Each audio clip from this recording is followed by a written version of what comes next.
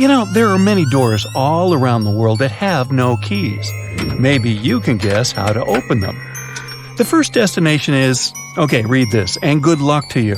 It's a temple in India. The temple's name comes from this other really long word, which can be translated as the one emerging from the lotus. This temple is one of India's most popular and sacred places. It's one of 108 temples of this word. It dates way back. It was mentioned in Tamil literature in the 6th century. Flash forward to our time. In 2011, the Indian Supreme Court decided to document the valuables of the temple because they had been informed that the place might have been misused. To do so, they had to open the doors that had been closed for centuries. The committee went to the temple and discovered 6 huge secret vaults that held unbelievable treasures. After the chamber doors opened, they found at least $22 billion worth of golden idols, necklaces, and coins. The officials also discovered ceremonial costumes and gold coconut shells with jewels. Plus, they saw large diamonds. Not our understanding of large, though. Some of these precious stones were as large as 110 carats. To put it in perspective, a small solid gold statue from the collection could be worth around $30 million. After this fairy tale-ish treasure had been discovered, the temple got equipped with metal detectors, cameras, and other safety precautions before the first visitors started to arrive. Now, there are a lot of security guards at the temple. But are they protecting the treasure, or is there something more mysterious hiding behind its doors? The temple has 6 chambers, and the valuables are kept there. These rooms are named Chambers A through F. The expedition committee opened 5 of these vaults with significant effort. But the most bizarre thing is that, despite all the efforts involving existing tech, the mysterious Chamber B still wouldn't open. On the side of the door, 2 carved cobras are welcoming you. The door works as a gate. You can easily see it with the unaided eye, just like the doors leading to other chambers. Surprise! Experts discovered 2 more doors behind the first one. The second door is wooden, and the last one is made of iron. Strangely, the last door was sealed.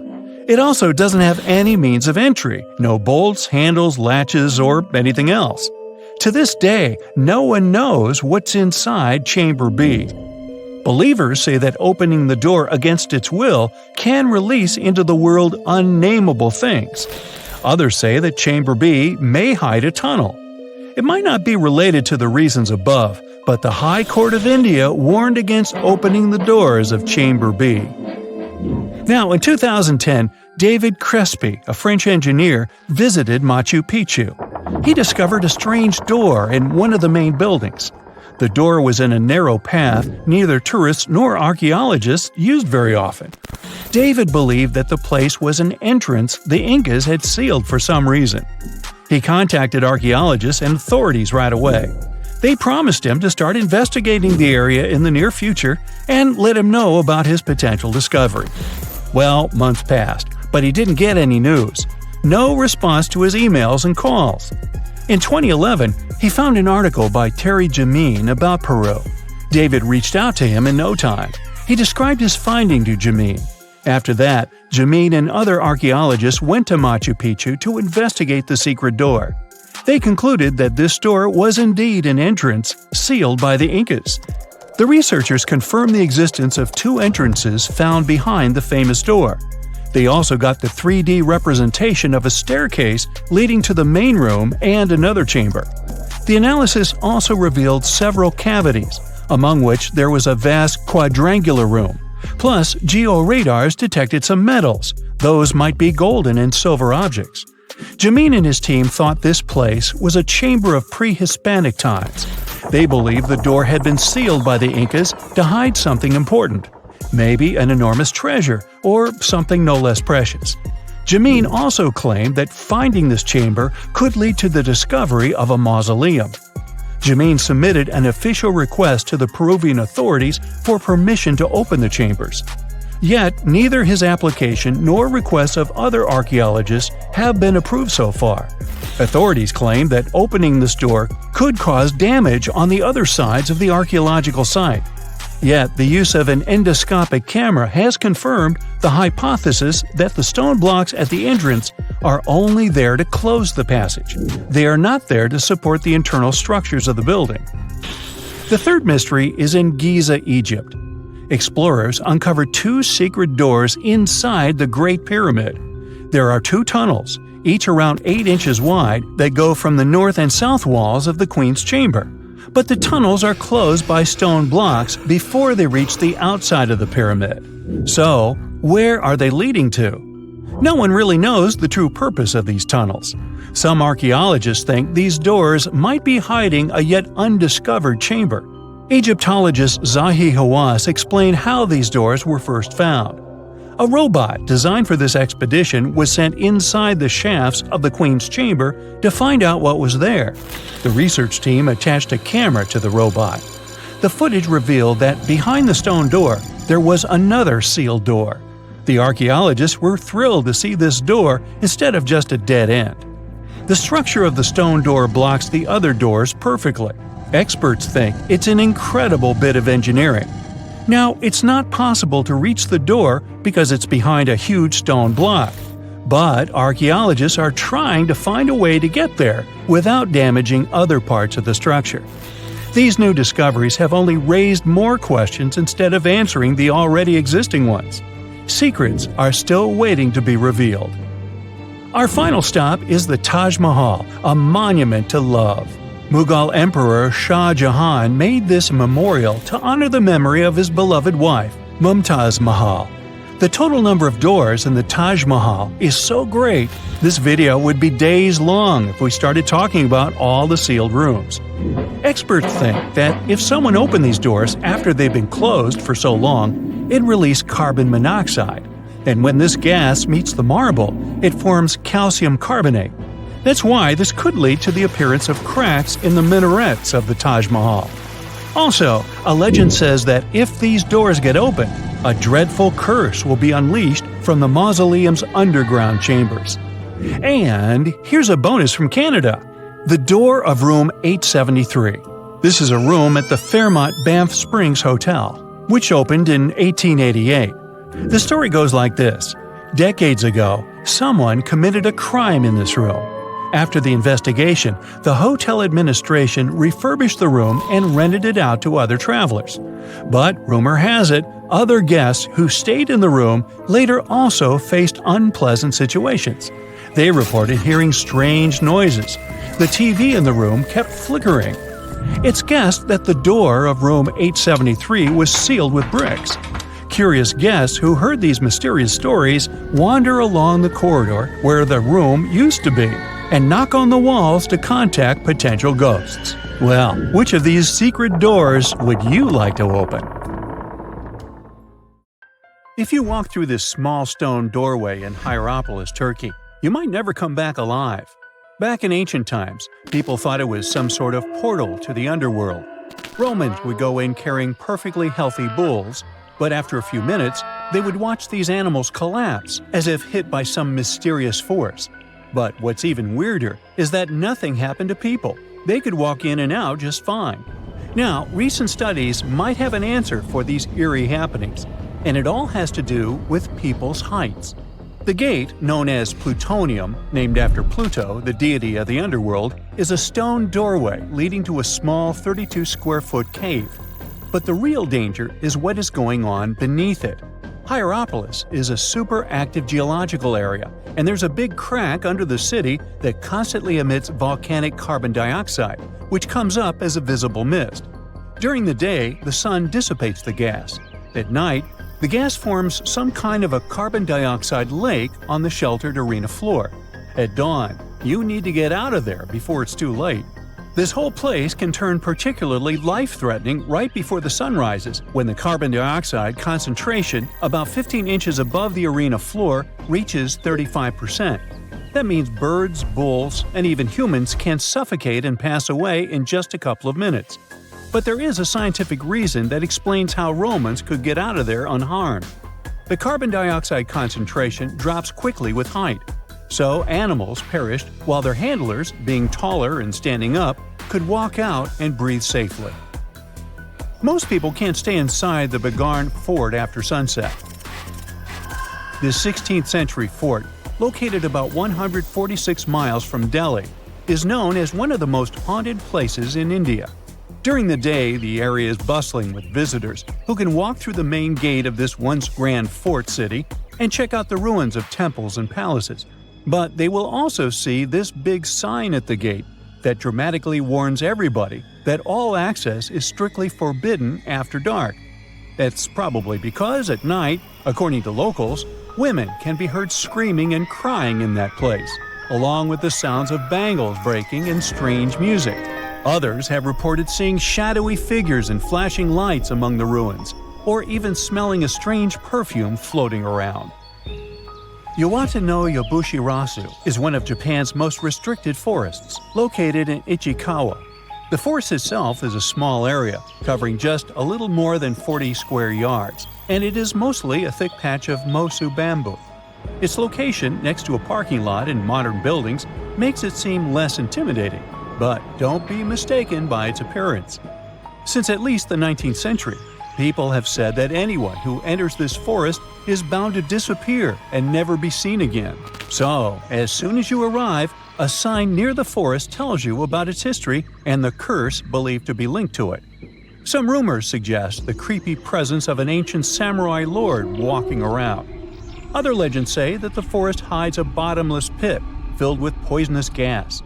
Whether these stories are true or not, today, the area is enclosed by stone walls, and entry is still strictly prohibited. In a valley called the Dark Entry Forest in Connecticut, you will find Dudleytown, but you definitely shouldn't go inside. Not only has the land been private property since the 1920s, but it is also known as one of the spookiest places on Earth. This place was first settled in the early 1740s, and many of the original settlers were from the Dudley family. That's why it's called Dudleytown.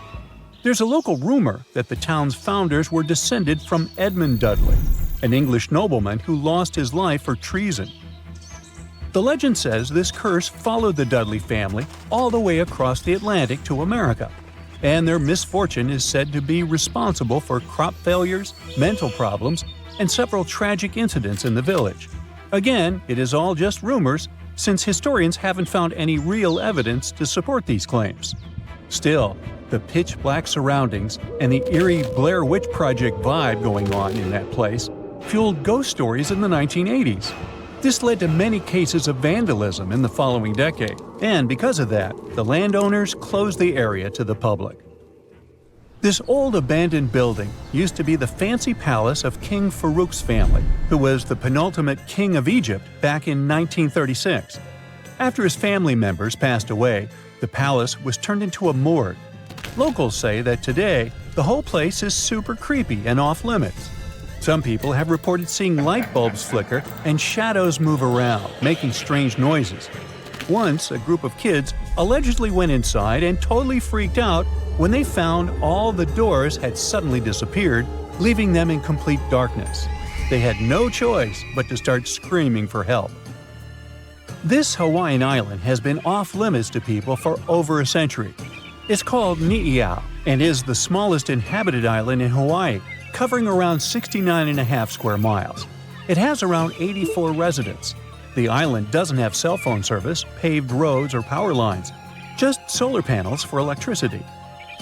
A single family has privately owned the island since 1864, when a Scottish farmer bought it for $10,000, which would be around $250,000 today.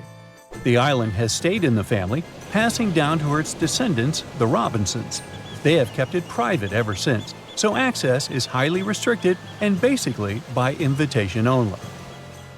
The Erdstall tunnels are a network of about 2,000 mysterious underground passageways mainly found in Central Europe, especially in Austria and Bavaria. These tunnels are usually narrow and cramped, often just wide enough for one person to squeeze through at a time, and they are believed to date back to the Middle Ages, as far back as the 12th century. What's really puzzling about these tunnels is their purpose. Despite a lot of research, nobody really knows why they were built. There is a theory that they were used for storage, But since many of them are below the waterline and occasionally get filled with water, that doesn't seem very practical. These tunnels have very light, almost claustrophobic sections and sudden drops, which doesn't seem practical for other straightforward uses like escape routes, hiding places, or even spiritual purposes. To make things even more mysterious, there is a complete lack of artifacts, which makes it even harder for researchers to figure out what these tunnels were really for. Since 2019, adventurous people can get arrested if they try to climb this rock. Uluru, also known as Ayers Rock, has been off-limits because it is now considered a sacred site for local communities. But the fact that it is also extremely dangerous probably played a big role in the decision to close it off to visitors. This rock is 1,142 feet high, which is about the height of an 80-story building. The climb to the summit can be very slippery, and high temperatures, which can hit 116 degrees Fahrenheit in the summer, have led to people passing away from dehydration and heat-related issues. Something even creepier happens at the top of the rock right after storms. When it rains, small tadpole-like crustaceans called shield shrimp hatch in temporary waterholes and rock pools on top of Uluru. These extraterrestrial-looking creatures are about 3 inches long, and they spread their super-resilient eggs everywhere. When enough summer rain comes, they hatch and go wild, feeding on microorganisms and bacteria in the water. How these strange creatures end up in the fleeting pools on top of Uluru is still unclear, but the most likely explanation is that their eggs might travel there with the wind. There you are, trekking across a desert on foot. It's hot, you're terribly thirsty, and now you gotta walk around this stupid wall. Wait, a wall in the middle of a sandy, lifeless nowhere? Exactly, a wall in the northern Saudi desert. Archaeologists have just made a super exciting discovery, and what they found was not just a single wall. No, it was a whole ancient walled city that might date back to 2400 BCE. They think this place was home to around 500 people and could have been used for 1,000 years. This discovery is groundbreaking. It means that the area could have been way more advanced than anyone expected. This city was well organized, with different zones for living, towers and strong walls for protection, and different sections for all kinds of daily life. This ancient city, now called Al-Natab, was basically an oasis town, and it's great since it can give us a peek into what life might have been like in this desert thousands of years ago. Apparently, they had clearly separated areas, like residential sections, a cemetery, farmland, and even a town center. This oasis city, found in the Khaybar area, is the first big organized settlement from the 2nd or 3rd millennium BCE that researchers have uncovered in northwestern Arabia. The first surveys show that this town, which covered about 6 acres, had several districts, including the residential area, the cemetery, and the legal one, with courts. The houses were set up in neat rows, all connected by small roads. Those streets kept the residential area separate from the rest of the town. Back then, most people in this region were nomadic herders, always moving around. But archaeologists have been sure that during the Bronze Age, northwest Arabia had small walled towns and oasis centers scattered across it. These connected oasis towns were unique, offering secure places for people to live, store goods, and trade.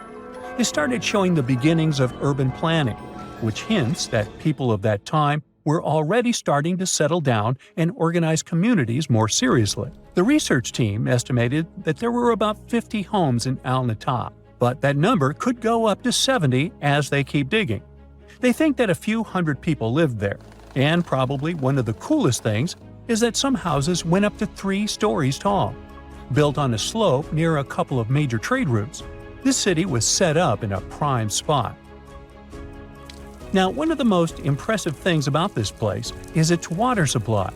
The oasis had springs and aquifers, which are underground water sources, and such conditions were perfect for farming. Those water sources meant residents could grow their own food, making the town self-sufficient.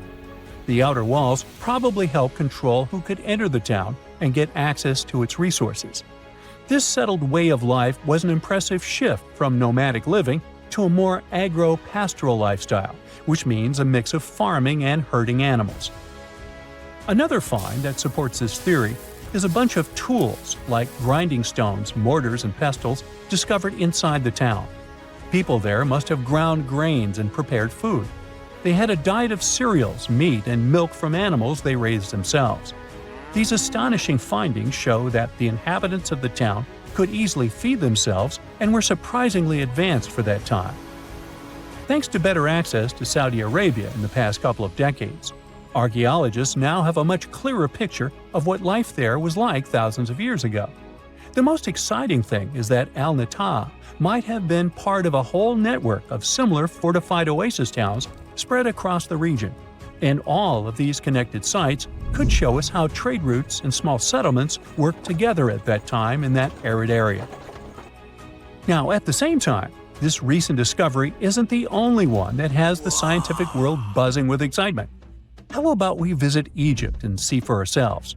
After all, archaeologists have just found a stash of ancient Egyptian and Greek treasure underwater. They were exploring the lost city of Thonis Heraklion off the coast of Egypt, which sank more than 1,000 years ago. This city was legendary, and nobody even knew where it was until it was rediscovered in 2000. Now they're uncovering more and more, and on this dive, they found a pile of gold and silver treasures. Those were probably used in rituals to bless Egyptian pharaohs when they took the throne. The researchers even found an ancient Greek temple dedicated to Aphrodite and some super-old Greek weapons. Frank Gaudio, the lead archaeologist, said it was astonishing that those delicate objects had survived the disaster that brought the city down. Back in its prime, Thonis Heraklion was one of the biggest port cities in the Mediterranean. It was a huge center of social life and was the main entry point for ships from Greece coming into Egypt. But tragically, due to rising waters, earthquakes, and a catastrophic tidal wave, the soil underneath the city literally turned into mush, and then the entire city sank into the Mediterranean. It was forgotten until Gaudio's team found it in 2000. Since then, they've been uncovering new parts of the city and piecing together its history little by little. If a lost underwater city doesn't seem impressive enough, we can travel to the Amazon. The discovery made there is truly mind-boggling. For centuries, people have talked about lost cities deep in the Amazon, like El Dorado, that mythical city of gold that lured Spanish explorers into the jungle. A lot of them never came back. Then, in the 1900s, a British explorer named Percy Fawcett went searching for what he called the lost city of Z, and he too disappeared. But now, finally, scientists have actually found proof that those lost cities in the Amazon were real all along. A team of scientists use a tech called LiDAR, which basically allows you to see through thick jungle from above by bouncing light beams off the ground. They flew over the jungle in Bolivia in a helicopter about 650 feet up and mapped out those hidden ancient cities. What they found were ruins of a huge urban settlement built by the Kasarabi people who lived there from 500 to 1400 CE. And it wasn't just a couple of buildings here and there. No, the LiDAR maps revealed massive urban centers, pyramids, platforms, roads, canals, and causeways, all carefully laid out. Turns out the Amazon wasn't just an untouched jungle. It was once home to big, complex cities. A scientist from the German Archaeological Institute explained that Europeans had long ignored the possibility of ancient Amazonian cities, but the LiDAR maps showed they were wrong. The new maps have revealed 26 sites, including 11 that no one even knew existed. Researchers have discovered two main city sites, Landivar and Kotoka. They had massive moat causeways stretching out like spokes on a wheel, linking the main cities with smaller surrounding settlements. Some of the canals even connected the cities to rivers and a big lake, which allowed water to flow through the area. Over the years, scientists found scattered ruins all over this region, but the thick jungle made it nearly impossible to connect the dots and see if or how they were related. With LiDAR, the whole layout came to life, showing that those sites were part of a much larger, organized urban system. It's now also clear that the sites had a greater meaning, since everything is lined up in a way that could be symbolic of the spiritual beliefs of the inhabitants. The Kasarabi culture isn't as famous as the Maya, but they had a thriving society in an area that faced huge challenges, like yearly flooding. And although the nearby Andes had their own monumental sites, the Kasarabi were doing something absolutely unique. They even had reservoirs to store water, which suggests they might have been dealing with occasional droughts, which is pretty unusual for the Amazon. Actually, those terrible droughts could be why the Kasarabi eventually left their cities around 1400 CE. So, there's a mysterious doorway in the middle of Antarctica. Some people think it's Bigfoot's vacation home, or a shuttlecraft from Star Trek, or maybe a door to Agartha, a mythical kingdom some people believe is located in the center of the Earth. Well, the scientists debunked all these poetic theories and explained that what looks like a mysterious doorway is located in an area of fast sea ice. It's offshore of the coast and is full of little islands with shallow water around them. When ice flows around hard rocks hidden underneath, it can create patterns that look odd but are totally normal. In this spot, the ice is thin, so the rocks underneath have a big effect on how the ice moves. The cold winds in Antarctica also shape the ice and snow and make it look like they're lines and shapes. So, the mysterious doorway is just a rocky ridge poking out because the ice has melted a little. The top of the doorway is the tip of the rock, and the sides are snowy trails left by strong winds blowing in the same direction. It's essentially an iceberg that got stranded and is melting in one place. One YouTuber found another out-of-place mysterious object more than 150 miles off the shore of Antarctica, a 400-foot-long ice ship. The internet went wild with theories like that the ship must have ended up there right from the Bermuda Triangle. But there was no scientific proof that it was a ship and not just a large chunk of ice. And once some other internet users revisited the place, they noticed the ice melted in the summer and the hypothetical ship was gone. Another mysterious Google Maps find in Antarctica was a pyramid. And before you make up an exciting theory about how the ancient Egyptians built a secret base here, I have to tell you it turned out to be just a mountain. It's part of the tallest mountain range in Antarctica that stretches for almost 250 miles. It's not the first pyramid on this continent, as explorers from the British Antarctic Expedition found another unusually shaped mountain and nicknamed it the Pyramid. But this one didn't even have a pyramid shape. Here's one Antarctic find that definitely won't disappoint you: a giant ice shelf that reminded scientists of the Grand Canyon. A special submarine robot named RAN covered over 600 miles under the thick ice and brought back some amazing footage of icy mountains, valleys, flat plateaus, and swirly patterns made entirely of ice. One of the strangest things RAN found was giant bowl-shaped holes, or scoops, in the ice. Sadly, scientists lost track of the robot. They think that curious Wendell seals may have accidentally bumped into RAN and caused it to get stuck. To save energy, RAN probably shut itself down, and the scientists couldn't find it again. But the team is hoping to build a new robot and continue exploring this icy canyon to see how the patterns under the ice might change over the years. Another huge Antarctic canyon was found thanks to bad weather. A team of sound experts had to pause their work at the Casey Research Station in a storm.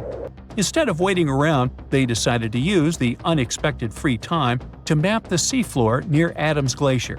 And that's how they found a canyon that is almost 7,000 feet deep, almost 30,000 feet wide, and stretches over 28 miles away from the glacier. During the mapping, they discovered just part of the canyon before they had to go back to the research station. But when bad weather came in again, the ship went back and mapped more of the canyon.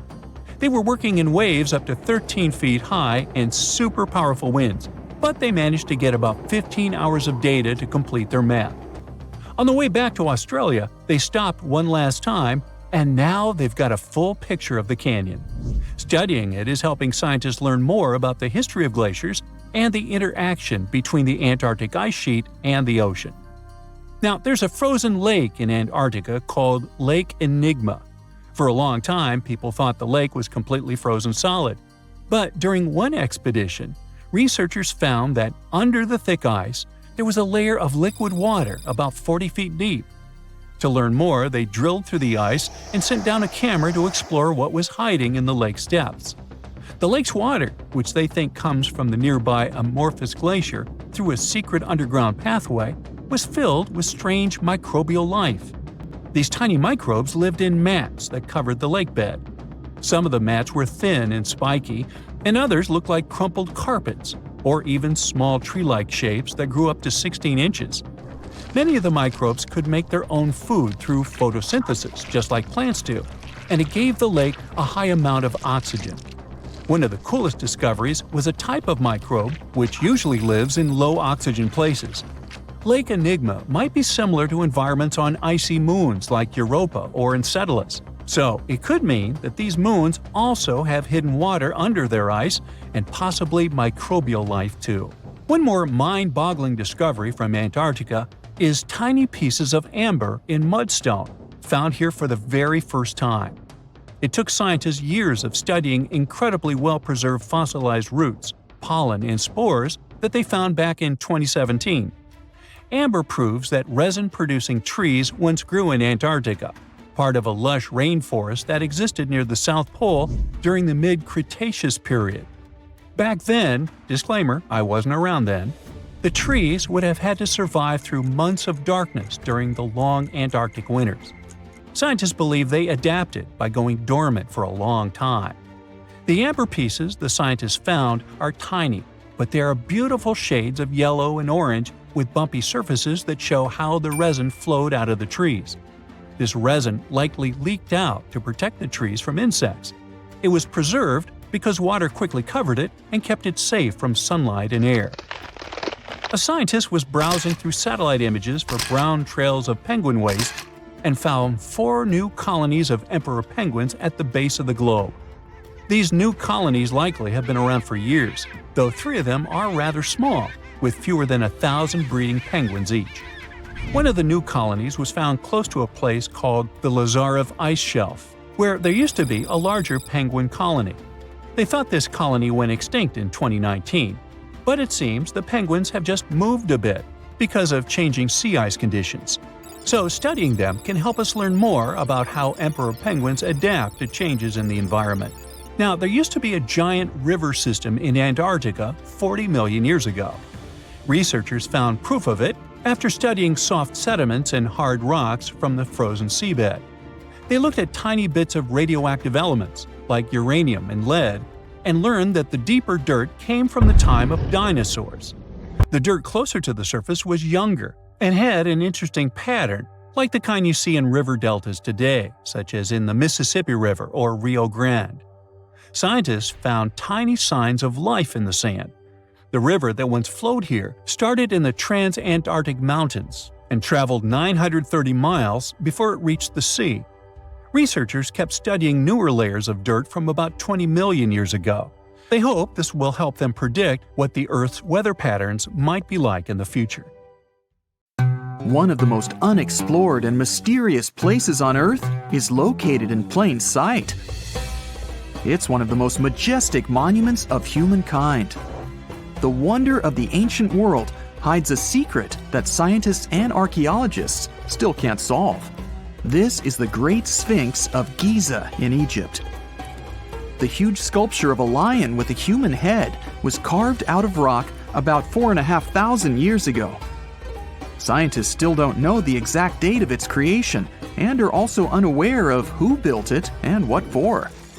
There are many assumptions and theories, but none of them has been confirmed. Most people have seen this majestic sculpture either in photographs or in reality, but almost no one knows what's hidden underneath it. The statue of the Sphinx was carved from a single piece of limestone. It was painted. The remains of color pigment on the surface prove this. In the distant past, the Sphinx looked much brighter and more colorful than what we see now. But even after thousands of years, its greatness hasn't diminished. And by the way, Sphinx is not the real name. It was invented by the Greeks about 100 years or more after its creation. Initially, the Egyptians called the statue Hor-em-Akhet. There are many legends and theories saying the Sphinx is there for a reason. It's like a watchdog that guards the tomb of the pharaoh and the secrets of ancient Egypt. These legends become more plausible when archaeologists discovered hidden entrances at the feet of the Sphinx. They believe that these secret passages are the beginning of the tunnels leading to the halls with treasures. You can find a lot of stories on the internet that claim the Sphinx hides the Hall of Records, a repository filled with ancient and secret knowledge. One of the main artifacts of this repository is supposed to be the records of the ancient mythical state of Atlantis. According to legends, the entire library from this city was moved under the Sphinx. The entrance to this library must be located next to the Sphinx's right paw. Many archaeologists tried to find this entrance, but came away empty-handed. Also, there are many images with detailed diagrams of the underground city that consists of a network of tunnels and chambers under the Sphinx. Someone says there are structures as tall as 12-story buildings hiding underground, but there's no evidence of this. Archaeologists, even after millennia, continue to explore the mysterious sculpture. At the same time, many Egyptians don't want to learn more about the Sphinx. They're terrified of awakening something supernatural. In 1998, scientists discovered tunnels leading to empty caves under the Sphinx. They found evidence of earlier excavations there. It's quite possible that someone managed to find the treasures and take them away. Some people believe Egyptians found some kind of artifact under the Sphinx that has the power of unknown advanced technologies. The artifact is so powerful that it can change the course of history.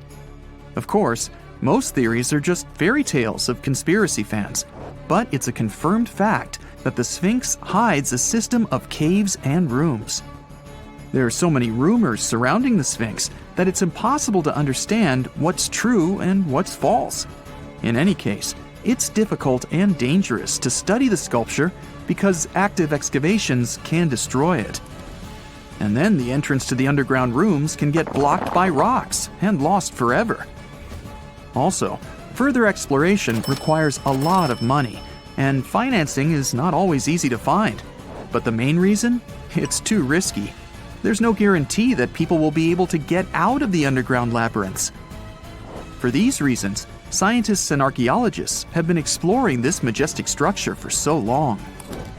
Another famous architectural monument with a secret is Mount Rushmore in South Dakota. Everyone admires the images of the US presidents' faces carved into the rock, but few people know that there's a secret room hidden behind the head of Abraham Lincoln. The architect of Mount Rushmore wanted to carve slabs on the rock with the record of the main stages of the country's history. But his plan was too complicated to carry out. Then he was offered to implement it on a much smaller scale, to build a secret room inside the mountain. The idea was to save this knowledge so that future generations will always remember the history of their country. Unfortunately, the architect didn't have time to finish his work. The construction stopped for several decades. But in the late 90s, the project was resumed. Porcelain enamel panels depicting the history of the US were placed in the room. It's possible that these plates will be stored there forever. But people can't see them, at least for now. The room is inaccessible to tourists as it's too difficult to get inside. Another secret room is located in the Empire State Building. More precisely, it's not even a room, but a place where you can take cool photos.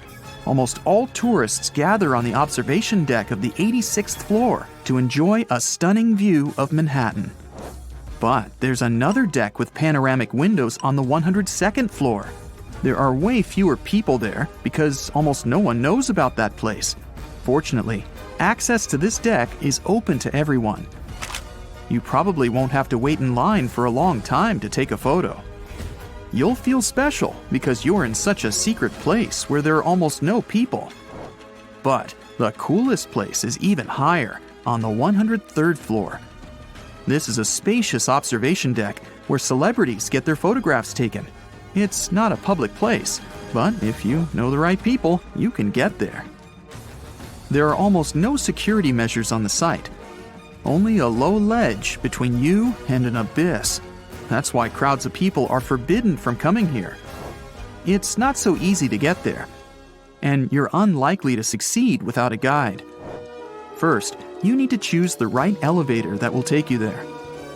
Then you'll go through several engineering rooms filled with pipes, electrical panels, and other technical stuff.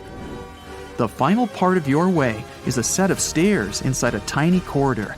And here you are, at the top of New York. Now we're in Paris. See the Eiffel Tower? Inside it, there are restaurants and observation decks. But if you try hard, you can find a secret apartment. Now it's a museum, but it was built so that people could live in it. The architect of the tower, Gustav Eiffel, created this apartment in 1889 for himself. It's almost at the very top of the Eiffel Tower. Imagine what a beautiful view he observed every day. He was the first and only tenant. No one else could gain access to this place. When the architect passed away, the apartment remained empty for a long time. Only recently, they restored it and turned it into a museum. Inside, the epoch of the last century is recreated. They even put wax figures of Gustav Eiffel, his daughter, and the American inventor Thomas Edison inside the room. This place is filled with an endless stream of passengers, office workers running late, visitors from other cities, noise, and train whistles. At Grand Central Station in New York, among all these sounds, you can hear the sound of a ball hitting a racket, if you're in the right place. A real tennis court is hidden inside New York Central Station. It belongs to a tennis club that arranges corporate games for employees of many companies. The club was opened in the 60s. Now we're moving to London, Charing Cross Road. It isn't easy to find one secret place here. To do this, you need to look carefully at your feet. Do you see these sewer grates in the asphalt? Inside them, you can notice two signs with the name Little Compton Street. Yeah, there's another street right below you. It disappeared from all maps at the end of the 19th century. Charing Cross Road was built over it. The identification signs that you see are part of old engineering tunnels. There's another interesting place in London. It's located in the southeast corner of Trafalgar Square. At first glance, it looks like a thick lamppost, but there are too many tourists walking around. You come closer and realize that one person can easily fit inside the post. The lamppost belongs not to an electrician, but to a police officer. Yeah, this is the smallest police station in the world. It was built in the 1930s and used as a watch post. Officers had to sit there one by one and watch Trafalgar Square. That always attracted a lot of pickpockets and all kinds of other criminals. There are many myths around arguably the greatest structure ever built by humans, the Great Wall of China. Some say it's so grand that it's visible from space. Others claim that you can see it from as far as the moon. Other theories suggest that the builders of the wall were left inside.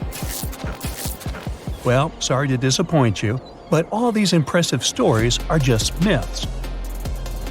But even with those stories busted, the Great Wall of China is an impressive and truly breathtaking structure.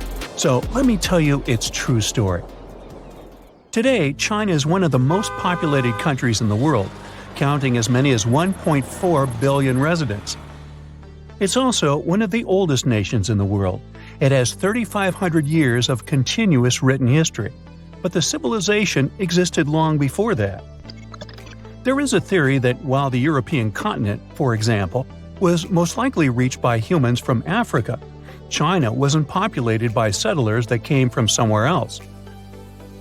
Some people believe that the Chinese civilization got formed from local Stone Age people who lived on the territory since the prehistoric period. So now, the Great Wall of China. It's truly big even by today's standard, stretching for over 13,000 miles. To imagine it better, it's almost 5 times the distance between New York and Los Angeles. or even a bit greater than the distance between the North and South Poles. Even in modern times, people have never built anything close to this big. Of course, it didn't take a day to build the Great Wall of China. Keep going. In fact, the wall was being built for centuries. Maybe you know that ancient cities had walls around them to protect themselves from invaders. Yes, Chinese cities had them too. The first Chinese emperor united the country in 220 BCE and got a brilliant but very ambitious idea to turn all city walls into one big wall that would defend the country's border against attacks from the north. A trusted general directed the construction, enrolling a big group of workers, soldiers, commoners, and convicts. Back then, the wall was built of rammed earth and wood. In some places that were strategically important, the sections of the wall overlapped to provide maximum security. The walls were around 26 feet high on average. But the Great Wall didn't yet look like the construction we know today. Every next emperor would pick up the big wall project, strengthening and extending it, repairing, but also modernizing construction techniques. Some used bricks to build it. Others moved on to granite and marble blocks. Watchtowers and platforms weren't there from the beginning as well. They were added by Ming emperors. The watchtowers made it possible to communicate with other parts of the wall through smoke and fire messages. So, the wall is quite inconsistent in terms of material, but it only adds more charm to the construction and shows how much effort and time it took. The reasons why some parts of the wall have been standing for centuries and are still in good condition is glutinous rice flour. Turns out, this sticky rice mortar is almost like cement. It's very strong and waterproof, sealing the bricks so tightly together that even sneaky weeds can't grow between them. You may also notice that some bricks have writings carved on them. They were left by the workers who were building the wall. The purpose of those writings is quality assurance. They contain such information as location, quantity, and responsible officials.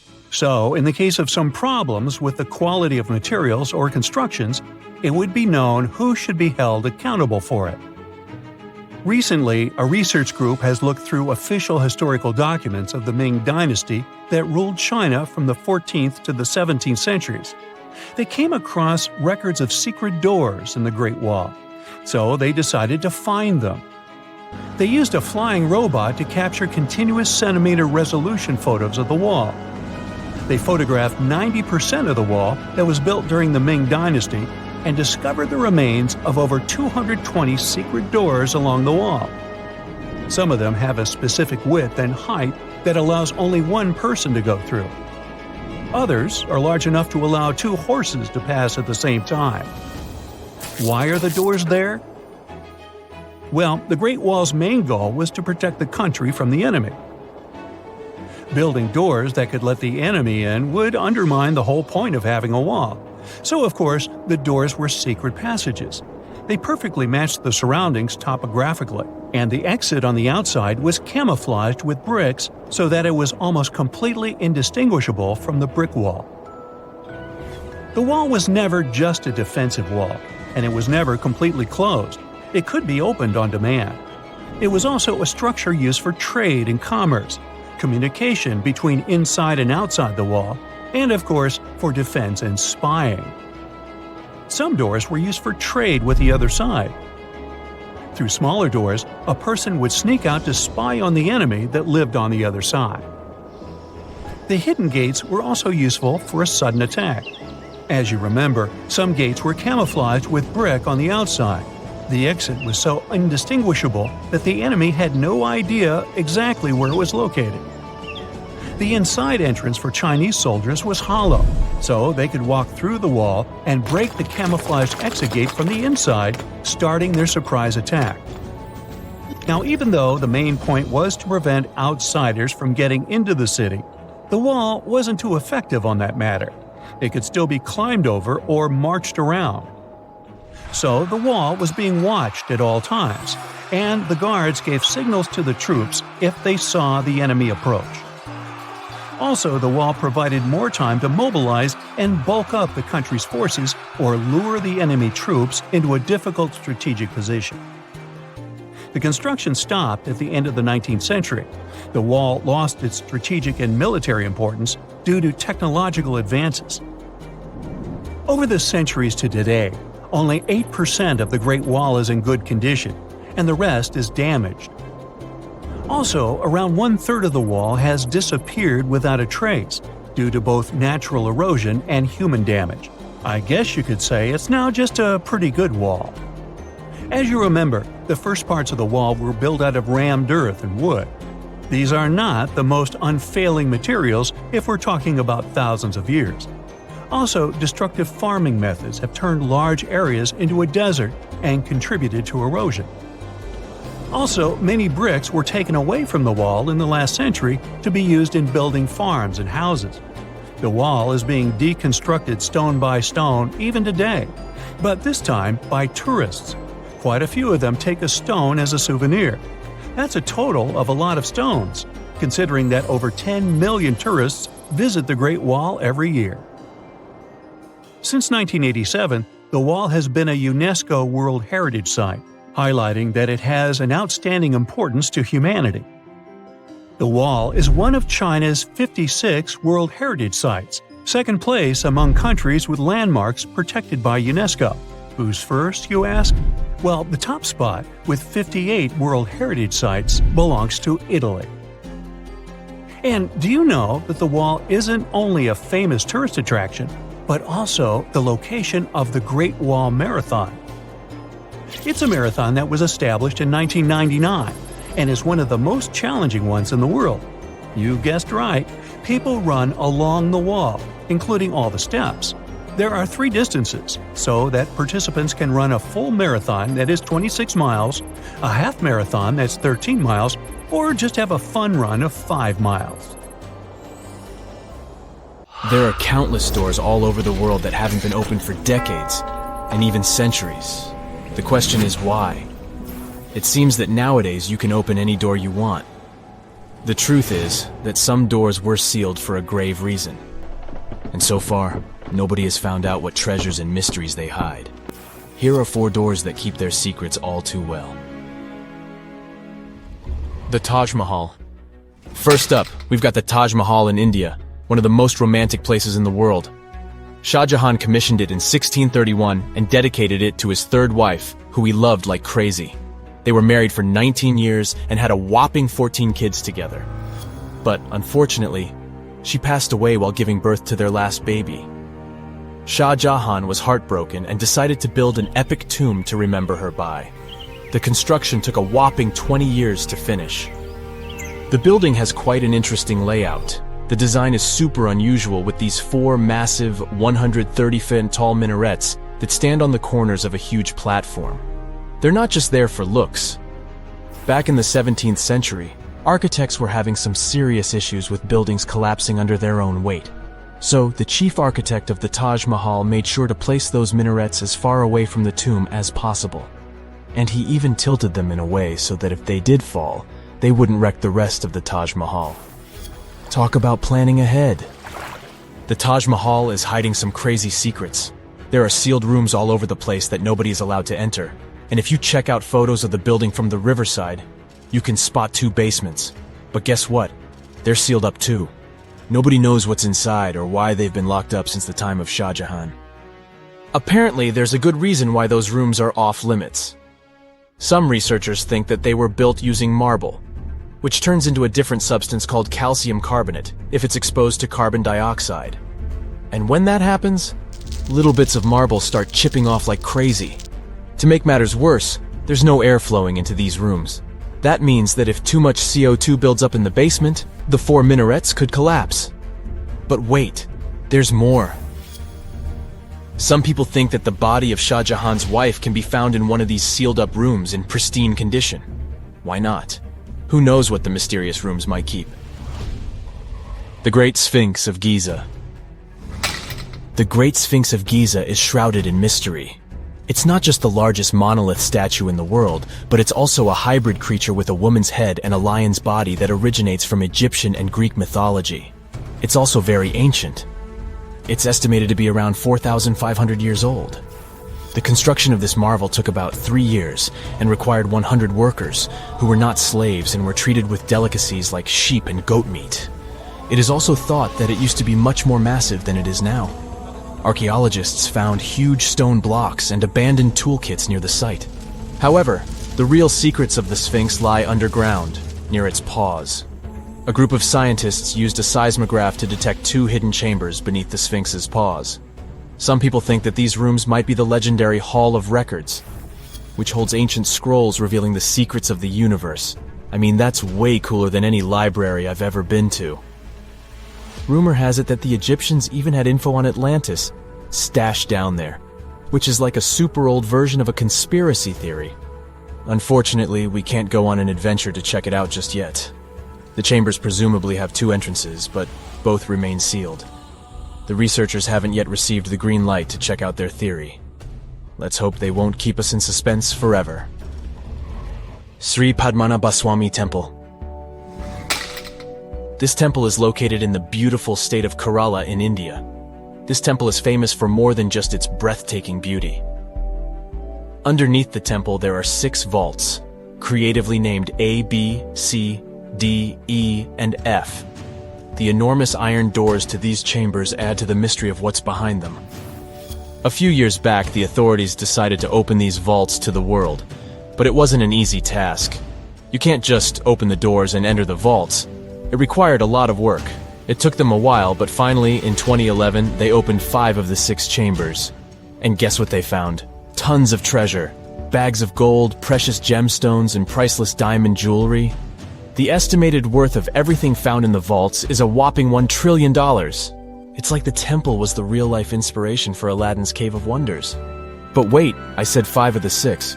What happened to the last one? Vault B has remained closed, but not for lack of trying. They simply didn't manage to open it. There is even a belief that it's fatally cursed.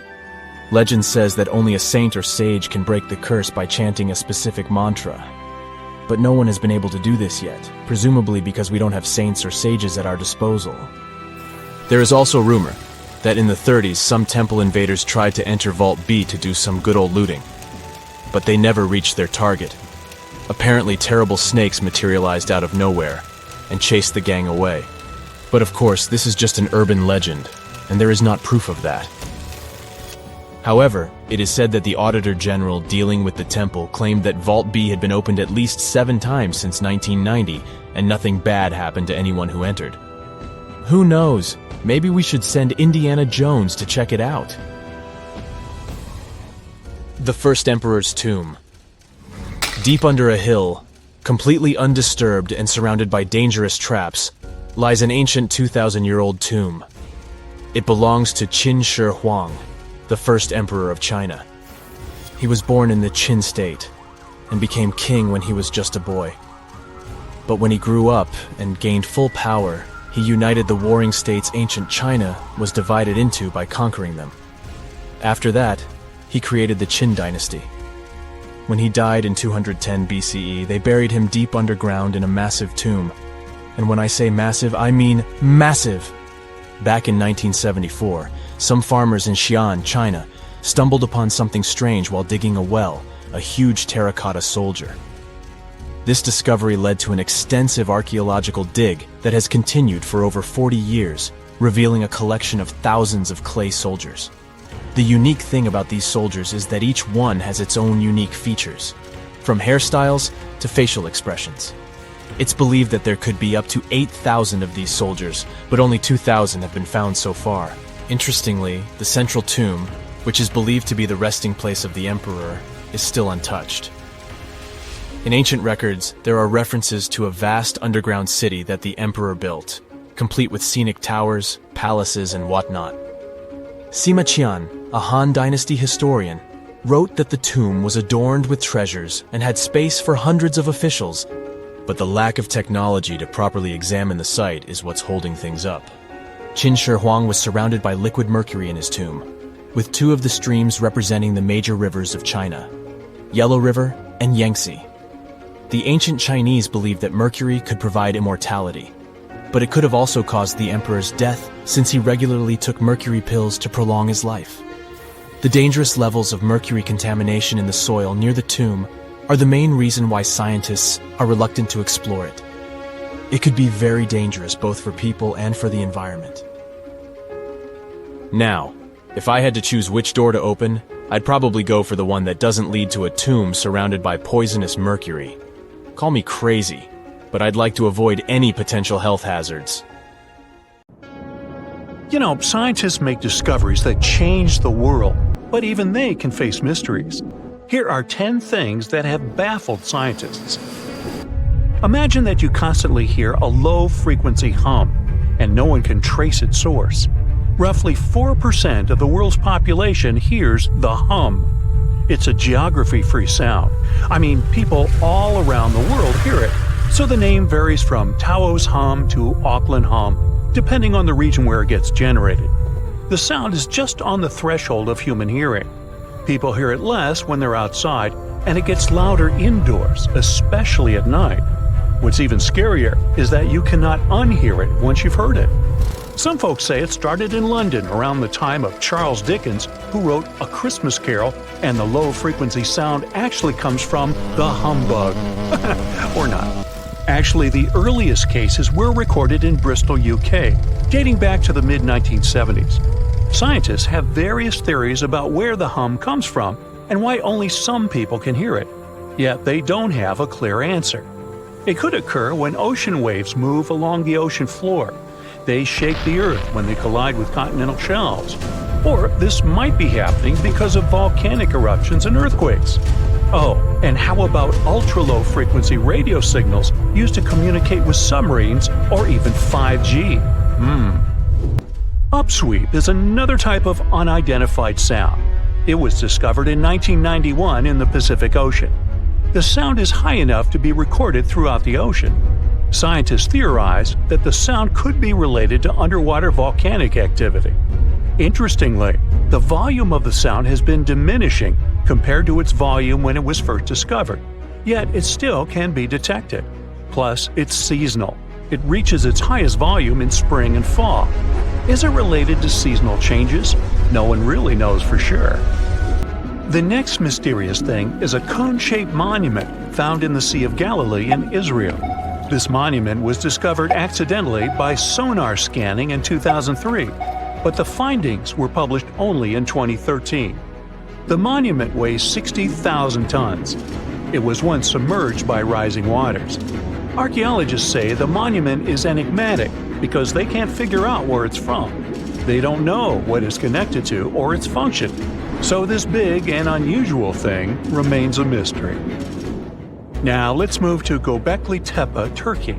This place offers you one of the most archaeologically significant sites in the world. Why is it important? Well, it has massive carved stones about 11,000 years old. To put it in perspective, they're 6,000 years older than Stonehenge. Ancient people placed these stones before they began farming or crafting metal tools or pottery. So the existence of this place goes against the chronology of civilization we're familiar with, where people farmed first and built second.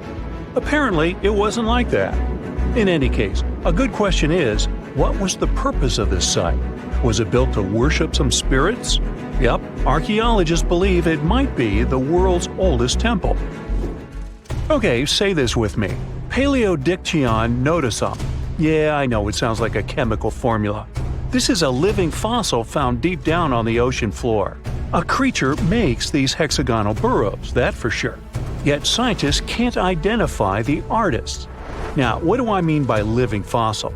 Well, Paleodictyon notusum is a creature believed to produce a burrow nearly identical to Paleodictyon fossils. Is it a worm-like animal that made them? Scientists don't know. One thing is clear, this isn't some random stuff created by geological forces. Now, speaking of fossils, take a look at this giant one. Its informal name is Godzilius. It was discovered in 2011 by an amateur paleontologist. This is a scientist who studies the history of life on Earth by analyzing fossil records. Anyway, back to Godzilius. It's almost 7 feet in length and 9 feet tall if you were to measure it upright. This fossil is 450 million years old. coming from the time when Cincinnati was underwater. It might be a fossilized algae mat, but some scientists have different opinions. This is a massive tunnel found in South America. The tunnel is at least 8,000 to 10,000 years old. At first, researchers discovered a couple of colossal burrows. They were enormous and neatly constructed. Geologists were amazed, saying they had never seen such structures before. There's no known geologic process to explain their formation. I mean, researchers have known about the burrows since the 1930s, but back then they believed that these tunnels were just some sort of archaeological construction, until they discovered huge claw marks on the walls and ceiling. They reasoned that some extinct species could be the ones to have left these marks. Many geologists strongly believe they found the burrows of giant ground sloths and armadillos. The structure is the largest known burrow from the Paleolithic age in the Amazon. Yet experts have many questions. How come such a deliberate-looking structure could form naturally? A researcher then discovered another strange cave. This one was hundreds of miles away from the massive tunnel. Fast forward, there are now more than 1,500 burrows from the Paleolithic age found in Brazil. What's even more interesting is that some of these caves are connected to tunnels that sometimes lead to chambers. I'll continue with a natural phenomenon. What if I told you that every year, especially in October, fireballs appear on the Mekong River in Thailand? According to legends, Naga fireballs are a call for Buddha to return to Earth, and river serpents are the ones making these calls. Well, that's a myth, but what does science say about it? Is it related to a flammable gas? There are no clear answers yet. These fireballs appear to rise from the water. They can go as high as almost 990 feet. They're like fireworks, disappearing rapidly. They typically glow with a reddish or orange color. I'll mention some legends too, because why not? They're thrilling. And it would be a shame not to include the one about the lost city of Atlantis. As you may know, the legend says that Atlantis submerged into the ocean around 11,000 years ago. Since then, not just scientists, but also treasure hunters and philosophers have been searching for the lost world. Could Bimini Road be a trace? In 1968, a diver found strange stones off the coast of North Bimini Island in the Bahamas. The stones look human-made. It's like they were evenly spaced out and laid in an orderly row. It baffled scientists, but not for long. Carbon dating analysis of the blocks revealed that geological forces created the road naturally. There weren't any tool marks or signs indicating that the blocks had been stacked or something. The research is continuing, but yeah, scientists generally believe that the rocks were created by erosion. Well, I guess the time of Atlantis hasn't come yet. Okay, picture this. You're wandering on the beach, and you see dozens of octopuses walking past. In 2017, a group of people from Wales witnessed exactly this. Why did these creatures come out of the ocean? No one knows the answer. The group reported that they had seen 20 to 30 octopi crawling on the sand. The people looked for some signs of injury, but found nothing. They said that they had carried the animals back to the ocean. Interestingly, these creatures kept crawling onto the shore when people were asleep. Experts say that it's hard to be sure of the reason that pushed the animals to the beach without conducting a physical examination. They're still speculating about the reason behind this unusual and rare occurrence. Could it be overcrowding? Furthermore, the octopi were well armed. A separate study points out that the more fishers hunt large animals that feed on octopuses, the more the octopus population grows. Maybe that's why these creatures have to go farther to find food or shelter. But without proper research, these are only theories. There's a lot we don't know about space, too. So here's a bonus fact about the yellowish source of life in the solar system. Scientists have discovered a new type of wave inside the sun. These waves move in the opposite direction to the sun's rotation.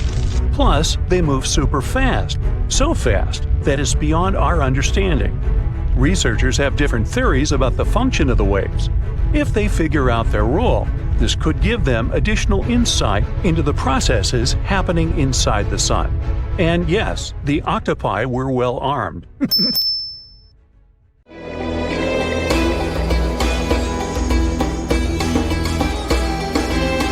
The Great Pyramid was created as the final resting place of ancient Egyptian monarch Khufu.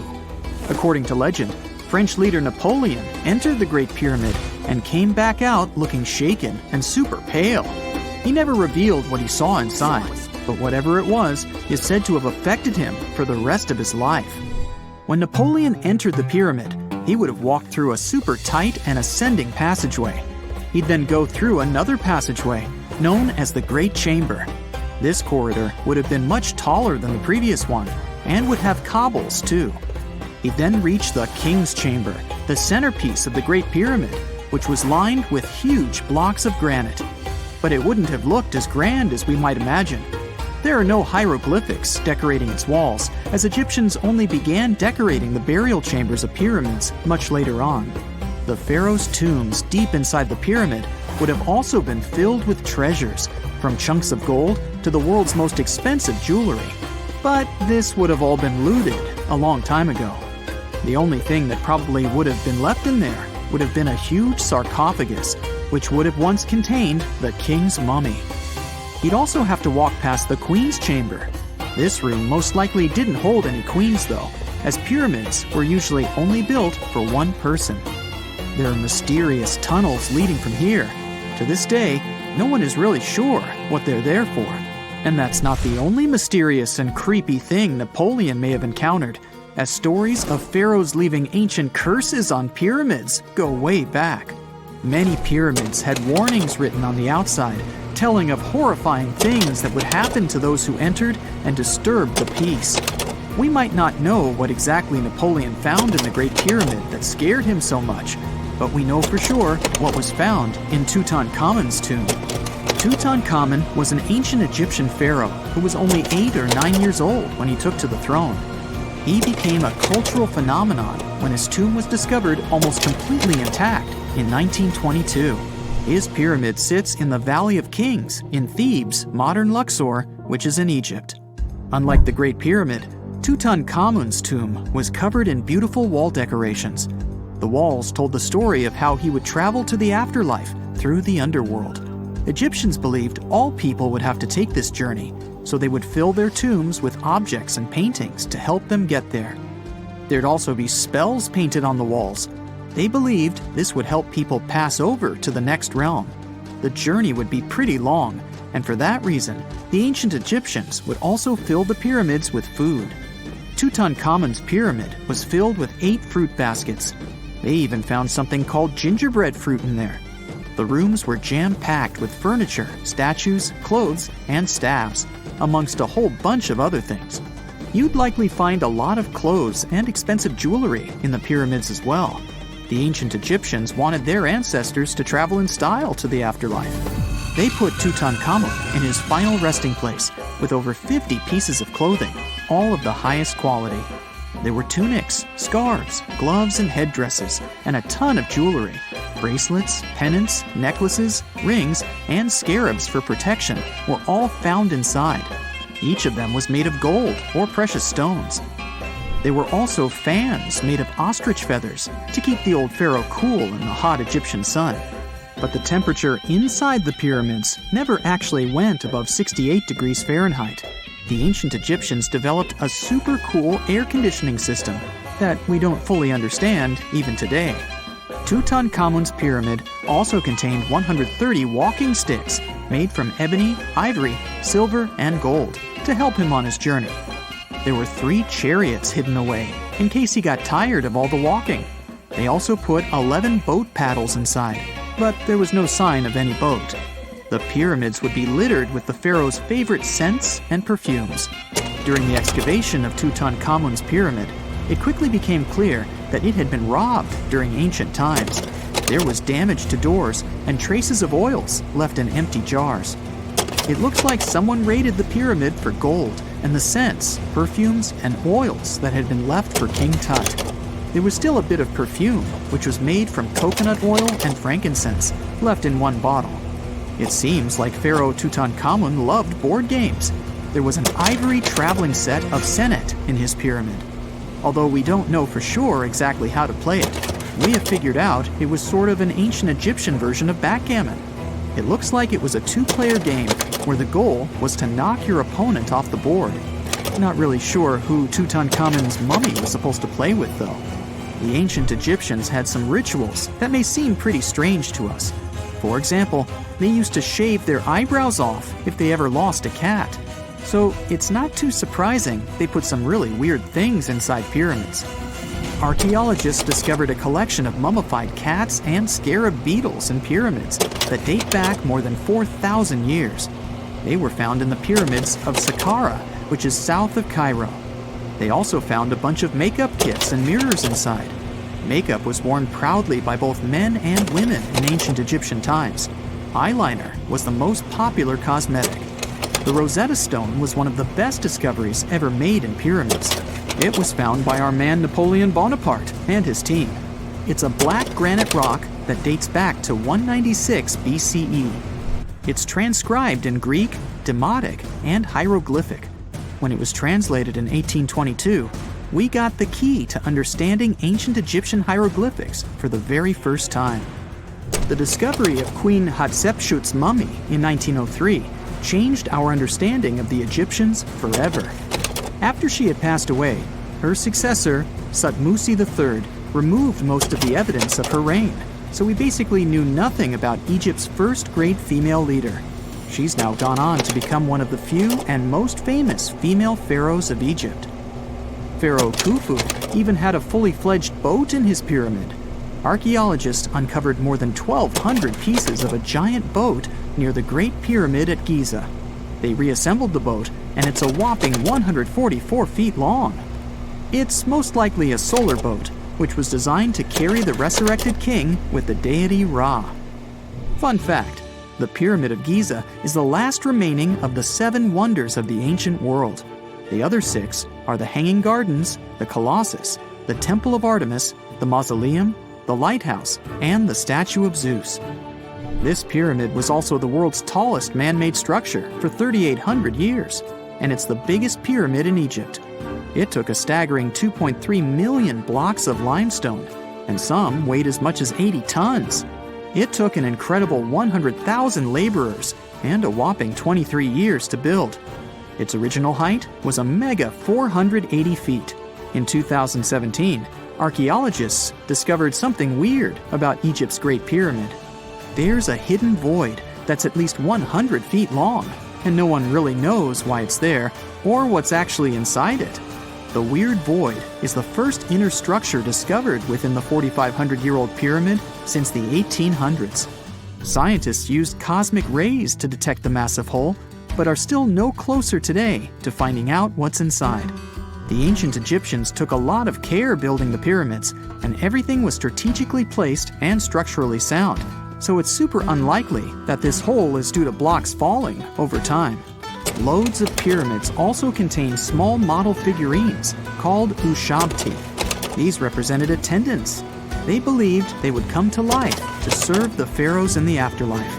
But it's amazing that all this stuff actually fit inside. There isn't actually a huge amount of space inside the structures. It's mostly just rock. Now, how about some surreal hidden places to check out? Grab a flashlight and your backpack, and bon voyage! The trip starts in the mountainous country of Switzerland. You travel to the town of Waltensburg in the eastern part of the country. It's raining and it's very cold, but you still make your way to the bottom part of a mountain, where your first adventure awaits.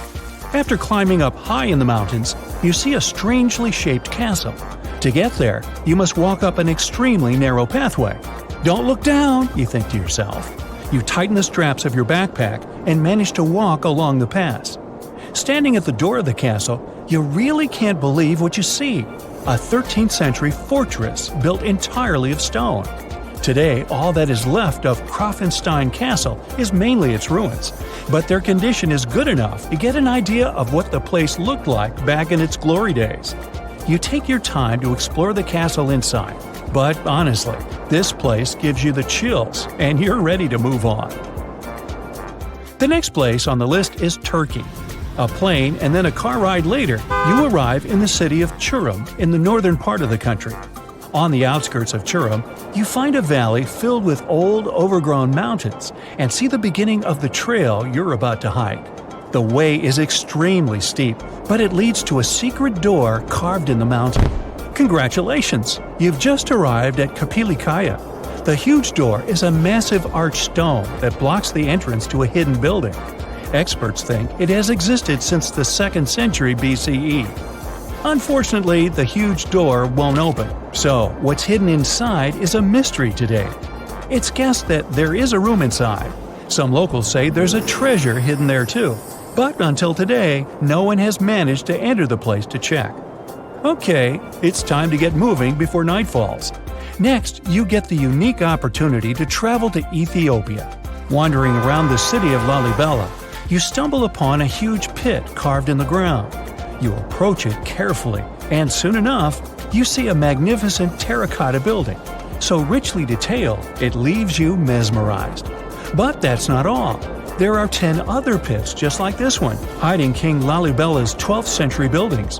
All 11 constructions are different from one another, yet share a similar recognizable style. They were hand-carved over the span of 24 years, only with the help of chisels, which is unbelievable given that these buildings are up to 50 feet high. That's about as tall as 5 African elephants stacked on top of each other, if you could do that. This unconventional way of construction made them entirely monolithic, meaning they were carved out of just one gigantic piece of rock. Pretty impressive, huh? Once you leave Ethiopia, you grab a flight to southern Italy, right there on the tip of the boot. No hiking is needed here. Whew! Your friend takes you to a site called Sassi di Matera. It's a Paleolithic city carved in the slope of a steep hill. You might feel like you've traveled in time here, as local stone houses and ancient buildings are unlike anything you've ever seen before. The site, also known as De Sassi, is suspected to be one of the first human settlements in Italy, dating back to over 9,000 years ago. Wandering around the town, you might get invited inside one of the cave-like houses. Oh, and as weird as it may sound, some of the streets run on top of people's homes. Talk about Paleolithic urban planning. You're probably becoming an expert on rock-cut architecture by now, but there are still a few sites left on your list. Next off, you head to Slovenia to visit the world's largest cave castle. This medieval castle was built on top of a 400-foot-high cliff and was designed to be impenetrable. Luckily for you, security is much more relaxed today. Still, if you're looking for a more challenging and less touristy way inside, you can get into the castle through one of its many underground tunnels. They were built over 800 years ago for the owner of the castle. He needed secret passageways to sneak supplies. Today, Prajama Castle is both enchanting and mysterious. I'd say it depends on whether it's a warm sunny day or a cold stormy night. After this medieval experience, you head on to visit Petra, a magnificent Jordanian monument found in the middle of the desert. To get around here, you'll need a large supply of water and sunscreen because it's going to get hot. But this site is worth it. The city of Petra is a marvel of the ancient world. Back in the 4th century BCE, this region was a trading hub at the crossroads of commercial routes. Petra was a wealthy city, home to the Nabateans, an Arab Bedouin tribe that thrived in the region for many years. The rock-carved gate-like structure Petra is famous for is called the Pharaoh's Treasure. It stands at the main entrance to the site and is said to have a treasure hidden inside. You might feel tempted to check it out for yourself, but that's an adventure for another trip. For now, you hop on another plane ride, this time to the Americas. First, you visit the USA, more specifically, the mountainous state of Colorado. You make your way to Mesa Verde National Park. There, in between the greenery and abundant vegetation, you'll find over 600 dwellings built in the cave beneath the cliff, carved deep into the mountainside. This ancient village is now considered a heritage site. The local Puebloan tribe built it back in the 1190s. One of its main buildings is called the Cliff Palace. It's a multi-story construction built from sandstone and mud mortar. The palace alone housed over 150 rooms. If you're feeling sporty, you might want to visit the balcony house. To get there, you'll have to climb a 32-foot ladder. You'll get to see a mid-sized village of 38 rooms, including 2 kivas. Those are traditional chambers that were built by the Puebloans for ceremonial purposes. Still, in the U.S., you make your way to the hills of South Dakota. You're there to visit one of the world's most impressive human-made sculptures on Mount Rushmore. What's so mysterious about this place, you might ask? Well, during Mount Rushmore's construction, a 70-foot-long secret tunnel was built behind the head of Abraham Lincoln. The tunnel was supposed to hold all the documents and artifacts important to the United States history. After the designers thought it through, they decided it was better to hide them in a safe box in the floor of the tunnel. The box holds the history of how Mount Rushmore came to be carved, as well as a brief history of the U.S. and the 4 presidents depicted on the mountain. Amazing, right? Now, you're headed down to Machu Picchu, a South American site hidden between the Peruvian mountains. Machu Picchu itself is already a mystery. Researchers still don't know why or even how the ancient Incan civilization managed to engineer the stone-built citadel all the way back in 1450 CE. To get there, you must endure a 3-day hike, reaching the impressive altitude of 8,000 feet above sea level. Or you can get a train, but that's no fun, right? You're here to check on a relatively new discovery. Back in 2010, French engineer David Crespi was taking measurements of the Inca ruins when he noticed a door he had never seen before. It was sealed off by stones. He went back to the site a few months later with an electromagnetic scanner. The scanner, which could detect objects behind walls, showed there were copious quantities of metals behind that sealed door. The researcher contacted the Peruvian authorities requesting to remove the rocks, but they didn't authorize it. As of today, the door is still locked. Whew, this trip was long, wasn't it? Make sure to get some rest, Indiana Jones. The unanswered mysteries surrounding ancient civilizations have been a source of inspiration for many conspiracy theorists. In fact, some of these mysteries are so interesting that many of us either already believe them or would like to. One thing is for sure though, none of those thousands of conspiracy theories have ever been, classified. Or have they? We're all aware that the CIA has done some questionable things throughout history for the sake of national security, but you wouldn't expect a book to be both a national and international threat. The CIA recently declassified parts of a book that talks about lost ancient civilizations and the catastrophic events that made them vanish thousands of years ago. This mysterious book was written in 1963 by a guy named Chan Thomas, and it was going to be published by Emerson House in 1965 until the CIA got involved. For some mysterious reason, they classified the book, and it was never released to the public until recently. But here's where it gets interesting. The book was declassified in 2013 due to the Freedom of Information Act, but it wasn't released to the public until 2016. And what was released truly raises a few questions. The original version of this document was 284 pages long, but the PDF essay that was released was heavily censored, with just 57 pages, which makes it 1/5 of the whole document. The pages were edited before they were released to the public in such a way that you wouldn't even notice that the other pages were missing. Now, no one really knows why this book was classified in the first place, but it has some interesting content from what I've gathered. The author of the book had quite the imagination and a huge love for ancient civilizations. And even though what he had to say is very thought-provoking, some of it is just bizarre. He believes that our planet is locked into a never-ending cycle of pole shifts and Earth crust displacements that are responsible for the mass extinctions of many civilizations which existed more than 6,000 years ago, even before the Sumerians. He believed that these events caused more damage to the Earth than meteors, and he bases this theory on a few artifacts that exist around the world, but weren't really noticed until recently. But I'll get into that in a bit. Those mass extinctions that the book talks about include the end of the Ice Age, when huge 2-mile-thick ice sheets disappeared from northern Europe, Northern America, and Canada, and caused 100 species to go extinct. And here's how the author illustrates his hypothesis.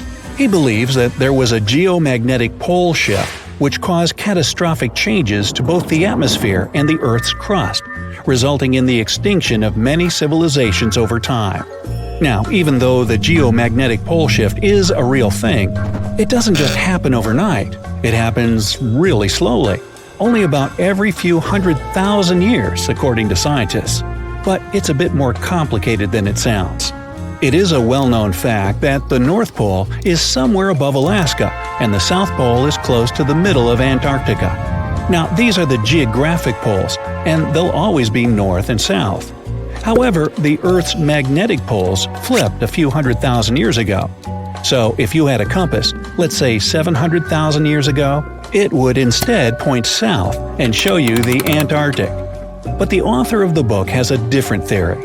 He believed that the flip of the north and south magnetic poles doesn't happen every few 100,000 years, but every 12,000 years, and that this flip occurs in just a few hours, causing a catastrophic apocalypse.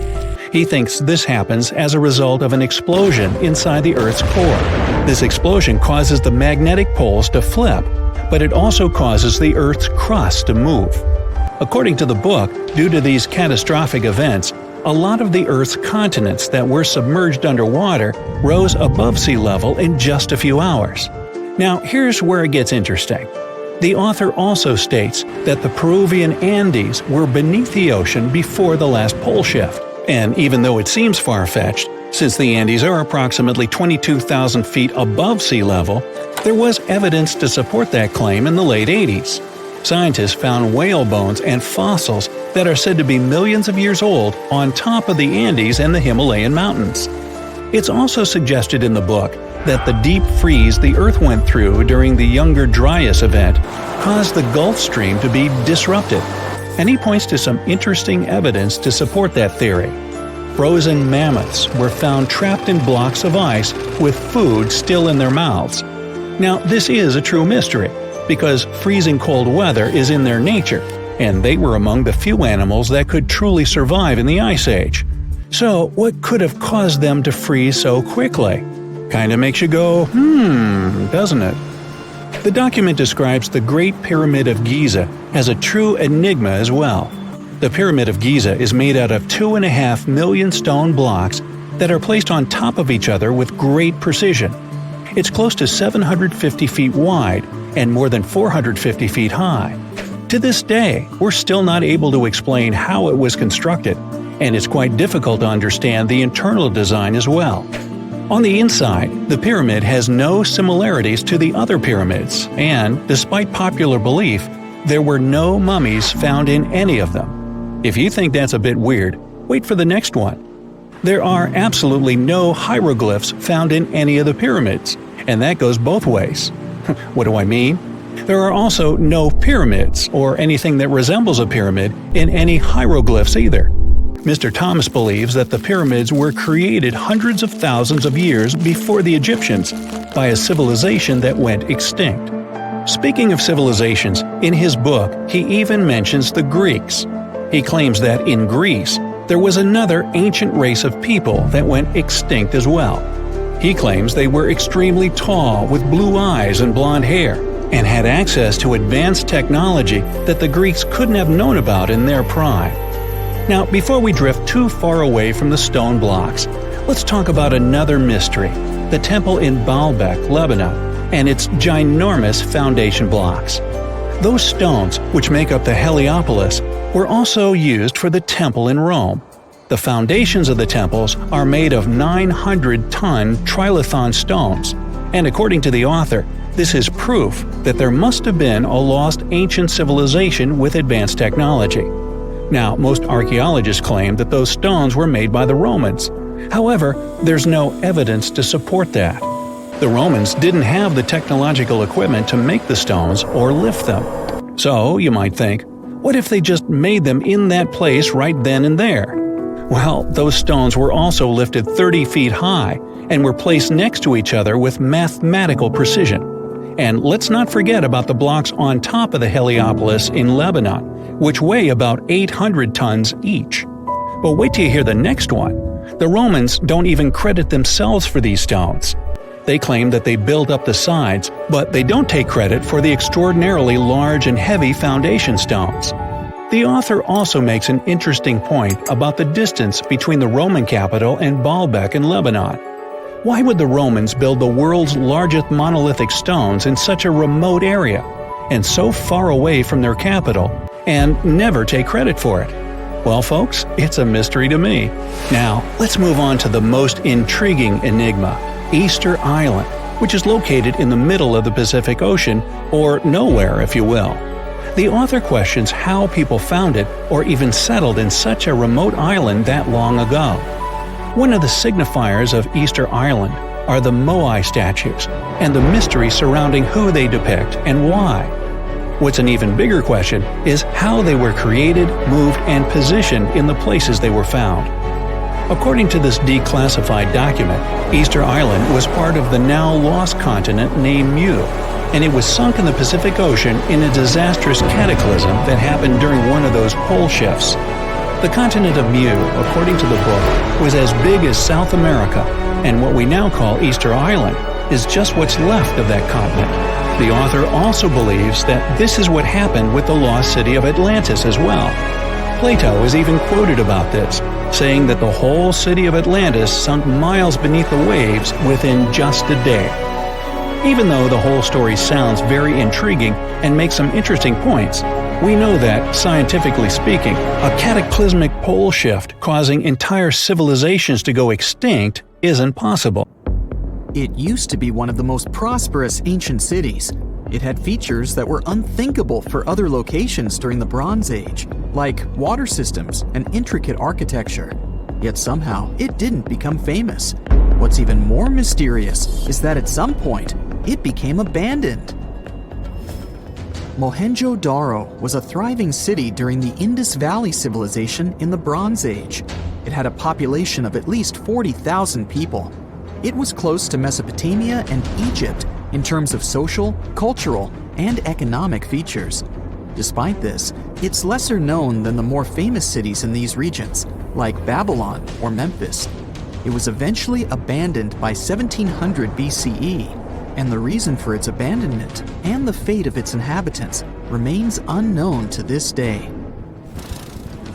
In 1911, archaeologists discovered the ancient city of Mohenjo-Daro after hearing reports of some unusual buildings in the area. However, local Indian authorities dismissed them as not having any historical significance, and the site remained untouched for several more years. It wasn't until 1922 that a local specialist believed he had found a buried local monument at the site. This led to large-scale excavations and the eventual naming of Mohenjo-Daro as a UNESCO World Heritage Site in 1980. The remains uncovered showed us that Mohenjo-Daro was an incredibly modern city for that time. It is considered the best preserved ruin of the Indus Valley. One of Mohenjo-Daro's most impressive features was its advanced sanitation system. Unlike in Egypt and Mesopotamia, where such appliances were only for the rich, Mohenjo-Daro had hidden toilets and covered drains throughout the city. Excavations have uncovered over 700 wells, as well as private baths and a large communal bath. Remarkably, even private homes had toilets, and waste was efficiently disposed of through a city-wide sewage system. The people of Mohenjo-Daro were highly aware of their surroundings. As the city was located near the Indus River, they built a strong defense against floods by using clever drainage systems. Over the centuries, they produced beautifully crafted pottery, jewelry, figurines, and other items that were traded as far as Mesopotamia and present-day Oman. Archaeologists have observed the use of standardized building materials in this ancient city, even though they didn't have the necessary machines back in the day. Interestingly, all the bricks were nearly the same. This shows great attention to detail in the city's design, as using consistent bricks creates an elegant look in the spaces within the city. People living in this area used the Indus Valley script to communicate with each other. This mysterious alphabet might be the key to unlocking more secrets from Mohenjo-Daro. It was a language that used symbols instead of letters and had over 400 signs. Problem is, we're still trying to figure it out. The mystery of what caused the end of the Indus civilization and Mohenjo-Daro remains unsolved. Some archaeologists suggest that the Indus River might have changed its direction. This could have led to problems in cultivating food if there was suddenly too much water in the city. However, there is no evidence that flooding destroyed the area, or that it was completely abandoned at once.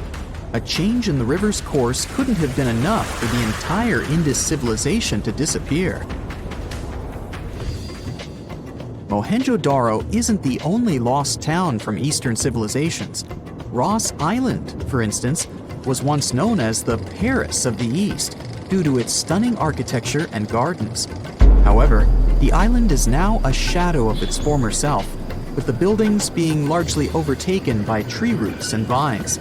Located 1.8 miles off the coast of Port Blair, India, the small territory was initially used as a jail, but later became a luxurious resort for its administrators. After the complex was closed in 1937, an earthquake further damaged the island and it became uninhabitable. Today, the island is managed by the Indian government and attracts tourists interested in exploring abandoned towns. Another lost city tells the story of why Kolmanskop, a ghost town located in Namibia, is still home to remnants of German architecture. Once a luxury destination in the early 1900s, it was settled by German workers looking for diamonds. The city boasted amenities such as a ballroom, a hospital, and even a bowling alley. However, its popularity began to wane in the late 1910s when another diamond-rich location was discovered nearby. Most of the inhabitants left in search of better fortunes, leaving the buildings behind. The hot climate and low humidity have preserved the structures over time, and tourists can now visit this desert ghost town from the nearby town of Lüderitz. Hashima Island is a reminder of how nature reclaims its land when humans leave. It was famously featured in a James Bond movie due to its eerie atmosphere. The island was initially opened in 1881 for undersea coal mining, and the population of the island grew to a peak of 5,000 people in 1959. Unfortunately, the mines closed in the 1970s, and people began to slowly leave the island, resulting in complete abandonment in a period of 3 months.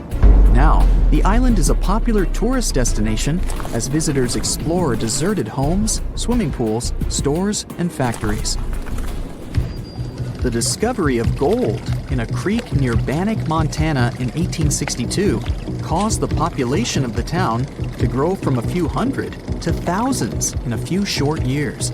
Unfortunately, this rapid expansion was followed by a sharp decline because more gold had been found in other areas nearby.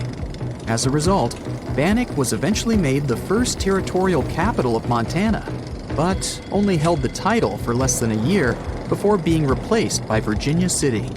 The state of Montana later acquired most of the land in 1954 and made it Bannack State Park. The ancient city of Petra, located in Jordan, was fascinating because it was half built, half carved into the rock and surrounded by mountains. It's a popular tourist destination these days, but at one point it was abandoned too.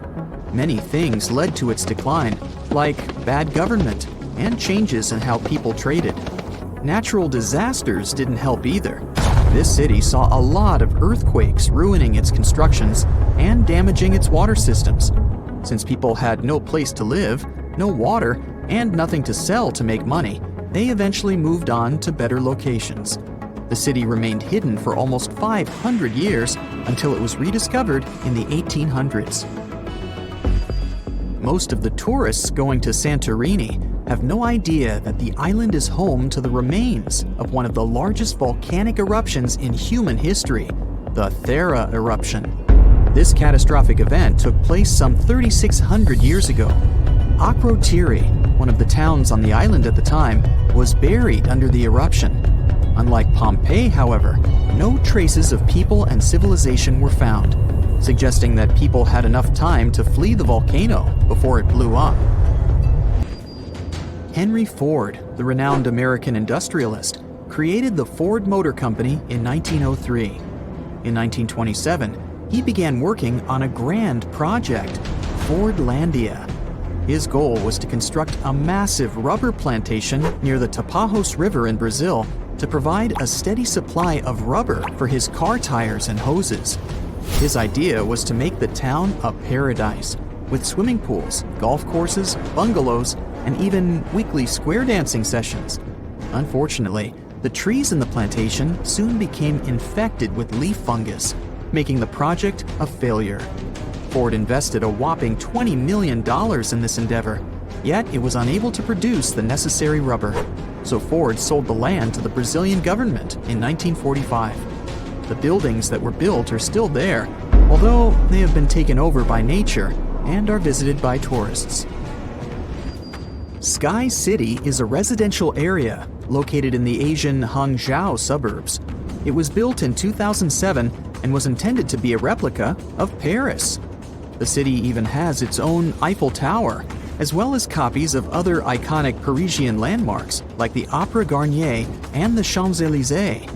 It also has luxurious villas and apartments, a man-made lake, gardens, and parks. Despite its grand plans, it's almost completely abandoned. Nobody wants to live here because it's really expensive. It is, however, a pretty nice location for locals to take pictures, in case they want to trick people into thinking that they just landed in the French capital. Imagine discovering an ancient city without leaving the comfort of your home. In 1963, a man in the Nevşehir province of Turkey did exactly that. He was renovating his house. He knocked down a wall in his basement and found a mysterious room. He continued digging and saw a tunnel. This is how Derinkuyu Underground City was found. Derinkuyu is one of the deepest multi-level underground settlements of Cappadocia and in all of Turkey. This engineering masterpiece has 8 levels. The inhabitants living on those floors had access to cellars, storage areas, chapels, a school, a study room, and other structures. All floors are connected by an extensive network of tunnels. It's believed that the underground city was built as a shelter. You can't see the construction from the outside. Its depth is approximately 279 feet. The complex was large enough to shelter about 20,000 people, plus their livestock and food supplies. There's also a 180-foot ventilation shaft. People used it both for ventilation and as a well. The well supplied water both to the villagers living on the surface and to those hiding in the underground city. Interestingly, those living on the bottom levels were able to cut off the water supply for the upper and ground levels. This kept the water safe from potential poisoning. The place was designed for protection. The tunnels could be blocked from the inside with huge round rolling stone doors. The passageways were extremely narrow. Potential invaders had to enter the tunnels one at a time. Seems like they thought of everything in the 7th century BCE. Archaeologists believed the Phrygians were the ones who first built the levels. After them, the structure was used and enhanced in Roman times. This was when the chapels were added. The golden time of Derinkuyu, however, was during the Byzantine era. But how did these people manage to create such tunnels? Well, the rock they carved them into wasn't usual. It was soft volcanic rock. It appeared due to a geological process that began millions of years ago. Volcanic eruptions covered the area in thick ash. It then solidified into this soft rock. When the natural forces of wind and water eroded softer parts, only hard elements remained. Fun fact, fairy chimneys are also made of intricately shaped volcanic soft rock, but they formed naturally without any human intervention. I'm still in Turkey, but this time, my destination is Çanakkale, where a myth came to life. For 3,000 years, people believed that Homer's Iliad was fiction and that Troy never existed. In 1863, everything changed. Expatriate Frank Calvert discovered ancient ruins in western Turkey. He was convinced they belonged to the ancient city of Troy. Heinrich Schliemann examined this area in 1868. That's when Troy saw sunlight again after all those centuries. Troy has complex layers. Over the years, 9 ancient cities were built on top of one another. Historians say that the area was strategically located between Europe and Asia, so it became a prosperous trade and cultural center. This strategic position made Troy attractive throughout history. After the Trojan conflict, the city was abandoned between the years 1100 to 700 BCE. Then Greek settlers rediscovered the area, and Alexander the Great ruled there. The Romans then invaded the city. Speaking of this event, the first thing you would see when visiting the site is a replica of the wooden Trojan horse from a movie shot in 2004. The next stop is Lothal. In the 1950s, Lothal and several other Harappan sites were discovered in India. These new provinces extended the boundaries of the Indus Valley civilization. Lothal was an important part of the Harappan civilization. It had vast cotton and rice fields. Plus, it had a bead-making factory. Beads were made from semi-precious stones, like agate. Many of these beads were later found in Mesopotamia, which serves as evidence that Lothal was a thriving trading port. Archaeologists believe that the city was part of an ancient trade route. Traces of agriculture? Check. Traces of trade? Check. What else? The remains of residential buildings, streets, bathing pavements, and drains. Some real city planning, and impressive examples of early urbanization. The town was well constructed. There were modern houses. Some of them had 6 rooms, bathrooms, a large courtyard, and even a veranda. Lothal also had the world's oldest known dock. It linked the city with the Sabarmati River and the trade route. The ancient Mayan city of Calakmul is located in southern Mexico in the tropical forest of the Tierras Bajas. From 500 CE to 800 CE, Calakmul was home to over 50,000 people. There was a central plaza surrounded by outer districts. And if we count both the inhabitants of all those outer areas and those who lived in the center, Calakmul had a population of more than 1.5 million people. It was a city that was habitable for 12 centuries. It's believed that the place had more constructions than any other excavated Maya settlements in the region. After 1000 CE, the Maya civilization there faced a downfall. The settlement that was once the center of Mesoamerica was almost completely abandoned. The ancient city was at the heart of the second largest tropical forest in America. The site is well preserved, so today, if you were to visit it, you would be able to picture what life looked like in ancient Mayan times. The city remains include architectural complexes and sculpted monuments, defensive systems, quarries, water management features, agricultural terraces, massive temple pyramids, and palaces, not to mention a variety of body ornaments and other accompanying objects. It proves that complex state-organized societies lived in this tropical forest. The Mayans depicted nature in their paintings, pottery, sculptures, rituals, and even food. I'm moving on to a place people thought didn't really exist. The city of Thonis Heraklion appeared only in a few inscriptions and ancient texts. Turns out, it was waiting to be discovered for thousands of years. Scientists searched the majority of the coast of Egypt. But then, archaeologist Frank Gaudio and his team detected a colossal face looking at them from under the water. The ancient city of Heraklion was discovered completely submerged 4 miles off Alexandria's coast. In the ruins of the lost city, there were 64 ships, 700 anchors, and a treasure trove of gold coins. Archaeologists consider a 16-foot tall statue and the temple remains the most important findings discovered by the expedition. Back then, the city had ceremonies and celebrations that took place in the Temple of Amun. The ruins and artifacts were made from granite and diorite, so they were in good condition even after having been in contact with water for centuries. They give people a glimpse into what life was like 2,300 years ago in one of the most important trade ports of the world. The city had a network of canals. You can think of it as an ancient Egyptian Venice. The canals linked many separate harbors and anchorages. Towers, temples, houses, and other structures were also linked by bridges. Thonis Heracleion was the country's main port for international trade and the collection of taxes. No one really knows how the city ended up submerged, but archaeologists connect it with natural causes. At the end of the 2nd century BCE, most probably after a flood, Heracleion got covered with water.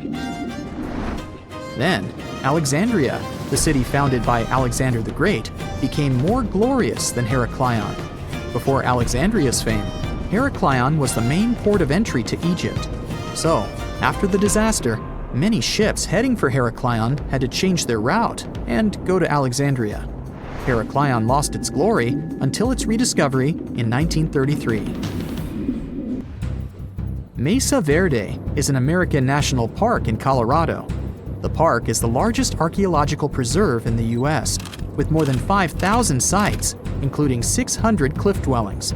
Mesa Verde means green table in Spanish. The name comes from the shape of the mountains in the area, with flat tops and steep sides. The park is an ancestral Puebloan archaeological site. Starting from 7500 BCE, a group of nomadic Paleo-Indians seasonally lived in Mesa Verde. They were hunters, gatherers, and crop farmers. They built the first pueblos in the region. By the end of the 12th century, the Mesa Verdeans began constructing massive cliff dwellings, which are now the best-known structures in the park.